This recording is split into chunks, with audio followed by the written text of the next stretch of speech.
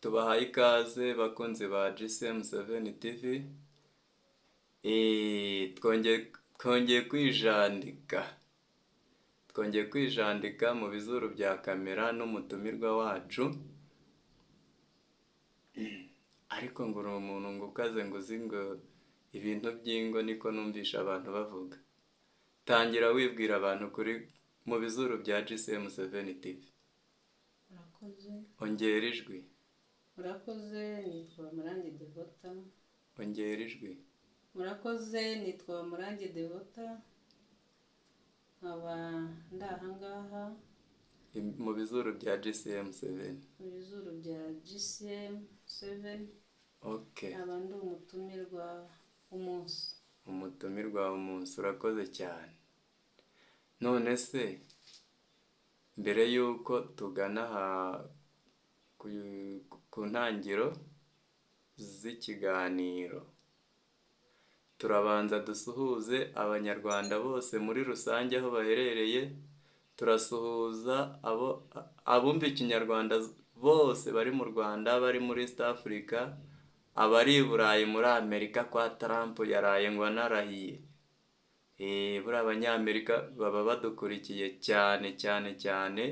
Abashinwa njya mbabona, aba muri Indonesia, Malaysia, abari mu Buyapani njya mbabona nyine, ubwo tuba dufite ahantu tubikontororera. Abari muri Afurika y'Epfo turabasuhuje. GCM7 igera ku isi yose. GCM7 TV mbese tubahaye ikaze. Uyu ni wa mwanya rero w'umutumirwa. Mwamwumvishe yitwa ngo Bamurange Devota. Ni umumama. Hari icyo agiye kubaganiriza, tumuhaye ikaze nawe muri bizuru bya GCM7 TV. Ngaho muri iyi minsi, ikibazo cya mbere ngo hari abasore n'inkumi. Ako kantu urakumva? Ngo hari abasore n'inkumi ngo bari kujya bashaka badashaka gushaka. Sinzi niba ubyumvise. Hari abasore badashaka gushaka, hari n'inkumi zidashaka gushaka. Urabivugaho iki mu magambo avunaguye? Amagambo avunaguye. Wongera ijwi cyane. Abasore n'inkumi badashaka gushaka baraterwa n'ibyo babona mu ngo z'abababanjirije. Muri iki gihe ntawe ugishaka gushaka kubera yuko afite wa mutima w'urukundo, ahubwo hari abaza bafite tageti y'uwo basanze bitewe n'ibyo afite, kandi nabwo bagerayo ntibibanyure. Ikindi, hari n'ababa bashaka gushaka ariko uwo basanze nawe bagasanga ntibahuje. Ubwo rero iyo byagenze gutyo, mu rugo ntabwo ruba ruhari. Ariko ngo hari abantu ngo bitwaza ngo ubuzima ngo buba buhenze, ngo iki n'iki, ugasanga ngo umukobwa cyangwa se umuntu ugejeje igihe cyo gushaka w'umukobwa ngo ntabwo ngo aba ashaka gukontororwa, ngo arashaka kwigenga. Ariyo mpamvu tubabona mu mageto bajya kwikodeshereza mu mageto. Aho ni ku ruhande rw'abakobwa. Noneho ku ruhande rw'abasore nabo ugasanga ngo gushaka ngo kw'iki gihe ngo ibyo kuzagaburira umugore ngo nta bushobozi bafite. Ibyo bintu urabivugaho iki? Ubundi hubaka ubukire cyangwa? Urakoze. Ikintu navuga muri sayidi y'abakobwa, impamvu bikodeshereza bagashaka amageto cyangwa se ntibanashake, nuko icyo bashatse bakibona. Ari cyo kihe? Niba ashatse umusore aramubona,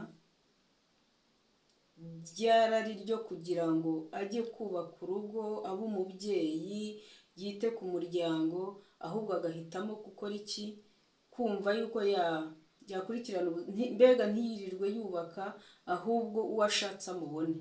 Kandi no ku ruhande rw'umusore ni uko arakwereka ngo ubuzima ibiki, ubuzima nyine, ubuzima niko buteye, ubuzima niko twabusanze, nta n'igihe bitazahenda.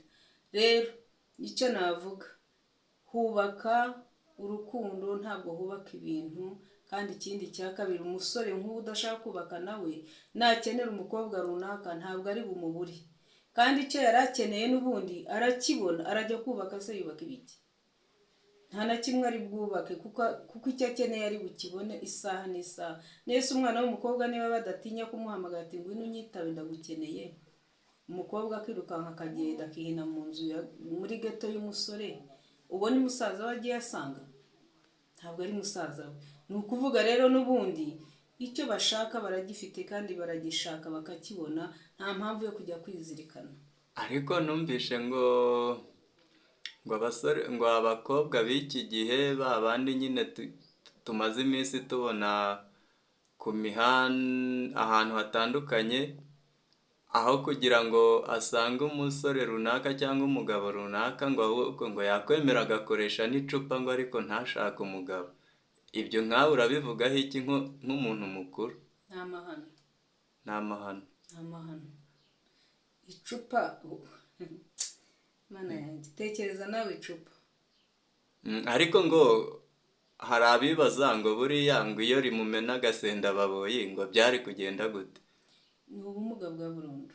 Ni ubumuga bwa burundu. Ni ubumuga bwa burundu. Ikindi, icyo ni igisebo ku muryango nyarwanda, ku gitsina gore cyangwa kobwa, nk'umubyeyi wenyine. Byonyine ndibaza nk'ibyo nabonye ejo bundi, nk'umubyeyi wuriya mukobwa cyangwa se famiye ye yaguye mu kantu, natwe ubwacu tutamuzi kubibona. Mbese uhita ubona ishusho yariyo yawe, ukabyibonamo, ukabona ari wowe byakubayeho, ukabona mbega ni igisebo. Ni igisebo gikabije. Sinzi umuntu nkuriya niba leta yacu ikwiriye gukangurira abanyarwandakazi ikabigisha umuco, kuko ririya ni ico. Ririya si umuco, ni ico, kandi ico nawe uraryumva nta cyiza kiribamo rwose. Ndumva dusoza rero, ni iki wagira, ni iyihe nama wagira urubyiruko rw'iyi minsi hagati y'abasore n'inkumi? Hagati y'abasore n'inkumi inama nabagira ni ugukora ibyo batekereje kandi bibafitiye akamaro. Urugero, niba umukobwa afite umukunda, nabanza amenye si uwo muntu umukunda ni muntu ki. Namara kumusobanukirwa, afata umwanzuro babane. Ubukene burashira. Ubukene ni umuturanyi wimuka. Ejo n'ejo bundi ishusho bakubonagamo ntaba ariyo bongera kukubonamo.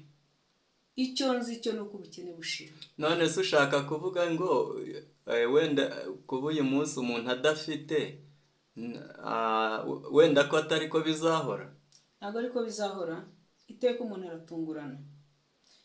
Kuba uhumeka byonyine ni ubuzima.